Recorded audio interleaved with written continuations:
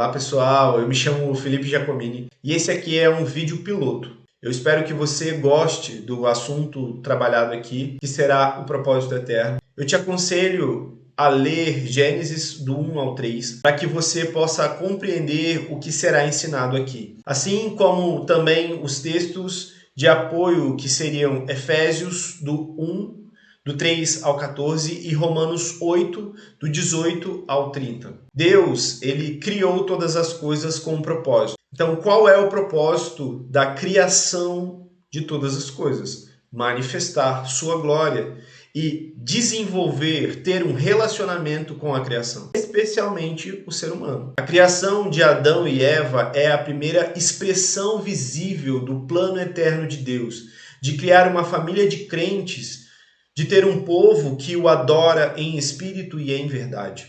O conceito da palavra eterno é descrito em Efésios 1, do 3 ao 14, e fala sobre Deus nos escolhendo antes da fundação do mundo para sermos santos e irrepreensíveis. Na antiga cultura hebraica, a criação ela era vista como uma obra divina que estabelece ordem em meio ao caos. A ideia de imagem de Deus ela era revolucionária. Diferentes das culturas vizinhas, Israel acreditava que todos os seres humanos, não apenas reis ou sacerdotes, eram feitos à imagem de Deus, conferindo uma dignidade única a cada pessoa. Em Gênesis 1, do 26 ao 28, nós vamos observar a criação do homem e da mulher. Eu não pretendo entrar aqui em toda a estrutura processual da criação, mas sim te esclarecer que Deus cria o homem à sua imagem. Isso fala sobre a imago Dei, o que implica que o homem e a mulher foram criados para refletir o caráter de Deus e governar sobre a criação. O ato de formar o homem do pó e soprar o fôlego da vida simboliza intimidade. O homem se torna um ser vivo com a capacidade de se relacionar com Deus de maneira única. Na antiga cultura, os jardins eles eram simbólicos e eles remetiam abundância e bênção divina. O jardim do Éden, então, seria o lugar onde Deus e o homem poderiam viver em harmonia. A tradição hebraica via o trabalho e a responsabilidade sobre a criação como parte da bênção original, não como um castigo. O cultivo do Éden era a forma de refletir a ordem e a beleza de Deus no mundo. A descrição de Eva como uma ajudadora idônea não indica inferioridade, mas complementariedade. O termo hebraico para ajudadora, que é Ezer, é frequentemente usado para referir a Deus como ajudador de Israel. Isso implica força e suporte. O relacionamento entre homem e mulher reflete a unidade, a interdependência desejadas por Deus. Em Gênesis 3, do 1 ao 19, nós podemos observar a rebelião do homem e a promessa de um redentor que reorganizaria todas as coisas, redimiria todas as coisas. Então a entrada do pecado no mundo, ela começa com a serpente tentando Eva. A serpente, ela era uma figura conhecida como a personificação de Satanás. Então ela tenta Eva usando engano e questionando a palavra de Deus. O pecado não foi apenas a desobediência, mas a tentativa do homem de ser como Deus, decidindo o que é bom e o que é mal por si mesmo. Isso rompe o relacionamento com Deus, resultando a queda. Na cultura antiga, as serpentes elas eram vistas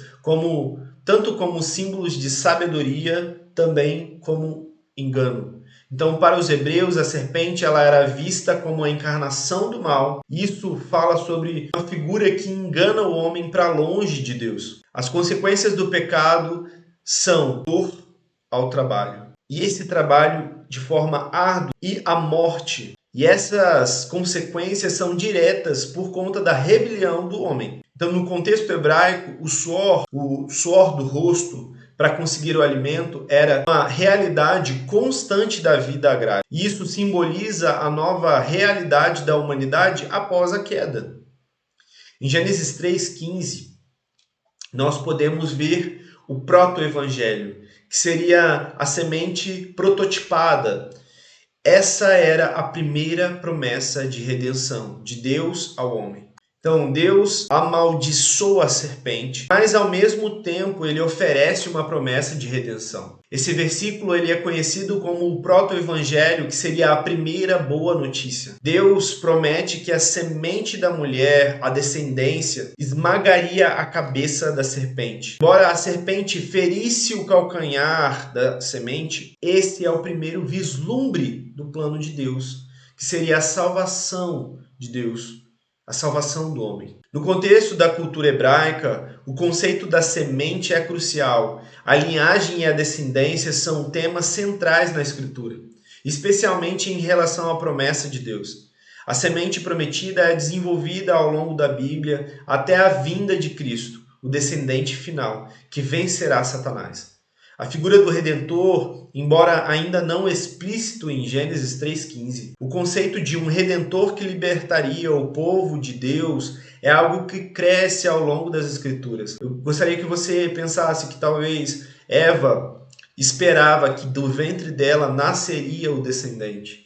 Assim como Noé é visto como a tipificação desse descendente libertador, e aí Moisés, Davi e tantos outros na história. A semente da mulher ela é vista como o Messias, aquele que viria para restaurar o relacionamento entre Deus e o homem. No Novo Testamento, o apóstolo Paulo ecoa essa promessa em Romanos 16:20 ao dizer que o Deus da paz esmagará Satanás debaixo dos seus pés. Então, Cristo, a semente de Abraão, descrito em Gálatas 3,16, cumpre essa promessa ao derrotar o poder do pecado e da morte na cruz e na ressurreição. A queda não pegou Deus de surpresa. O plano de redenção ele já estava em movimento. Desde o início, Deus tinha um propósito de restaurar a humanidade e derrotar o mal. O que o plano de redenção e o proto-evangelho nos ensinam sobre o caráter de Deus. Ele é um Deus de justiça, mas também é um Deus de graça e promessa. Como nós poderíamos aplicar essa mensagem à nossa vida? Essa narrativa ela deve moldar a nossa visão de Deus e também de nós mesmos. Refletir sobre como somos feitos à imagem de Deus e chamados a refletir o seu caráter no mundo. Entender que a história da queda também é a nossa história pessoal. Todos nós precisamos do Redentor prometido. Eu pretendo subir um vídeo dando uma introdução ao conceito de Imago Dei e a sua relevância na cultura moderna. Eu vou deixar aqui na descrição desse vídeo também algumas perguntas para reflexão e discussão caso você venha estudar esse assunto com um grupo de estudos. Eu espero que esse vídeo tenha lhe ajudado em algo. E eu não te peço que você não deixe de dar o seu like se você curtiu esse conteúdo, para que possamos propagar essa mensagem. Abraço.